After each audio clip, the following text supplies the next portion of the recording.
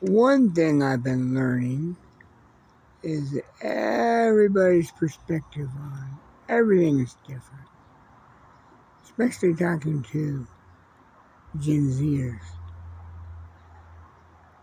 About World War II, most of them have very little knowledge of it. I didn't learn anything about it in school, so I don't really blame them.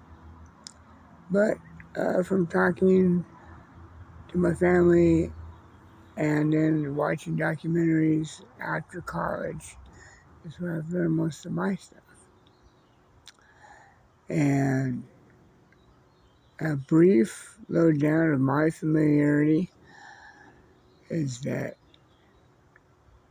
Stalin was the dictator of the Soviet Union, and he brought them into the 20th century. Very brutally, of course. I don't know a lot of the details of that, but it was not a smooth transition. But it worked out for all of us, because when he made a deal with Hitler to split Poland, or to each of them would approach Poland from a different side and squat and meet in the middle, they were allies. But then Hitler turned on Stalin and invaded him.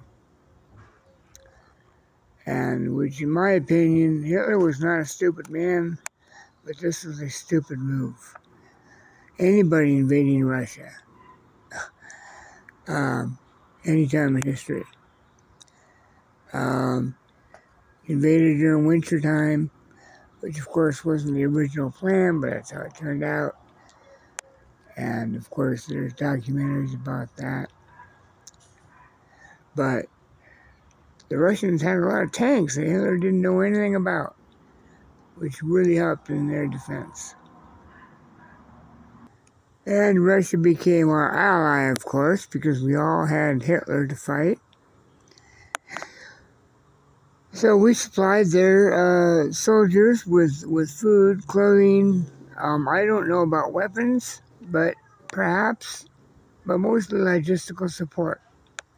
We built ports, we built railroads, we shipped in many tons of supplies, and provided some intelligence, although I heard that the British would not provide them intelligence even about Hitler's movements, because they did not trust them.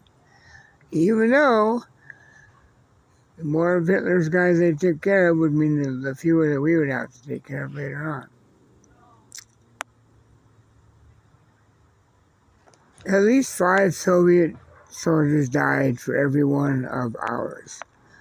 Ours meaning, I assume, the other allies combined. I don't know if that meant just U.S. troops or what, but anyways, it was a really bad ratio.